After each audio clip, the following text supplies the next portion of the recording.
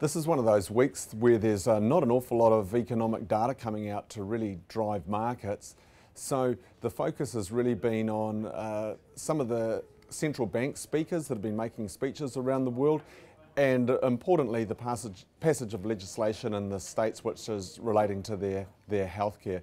These are really broad reforms that are taking place in the states, and they did set the tone for US share markets.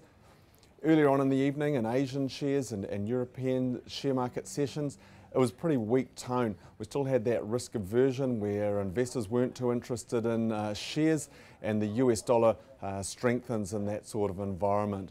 But once the US share market opened, the market gained some confidence from the passage of that healthcare reform.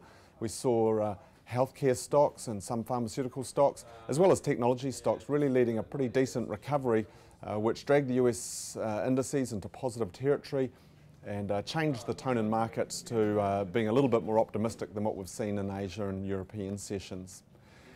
In that sort of backdrop, the US dollar eased a little bit, and we saw the New Zealand dollar pick up off its lows.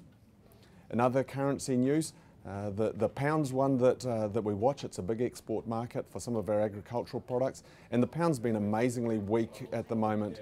What the concern is there is they've got an election coming up. At the moment, the polls are pointing towards a hung parliament, and that provides quite a bit of uncertainty, particularly when you've got the economic problems that they've got in the UK at the moment. But despite that, the pound actually had a reasonable night and picked up a little bit off its recent lows, but it still remains very weak compared to the New Zealand dollar. For commodity prices, well, over the last week or so, there hasn't been a lot of changes. We have seen dairy prices pick up a little bit in US dollar terms within our CBA commodity price index. A little change for meat prices last week, and a bit of a boost for forestry. The main driver at the moment seems to be the New Zealand dollar, and at the moment it looks like it's pretty firm above that 70-cent mark against the US dollar. We'd expect it to remain in that range over the rest of the week, and likewise against the pound and the euro, we're looking pretty strong, while those economies face some of their problems.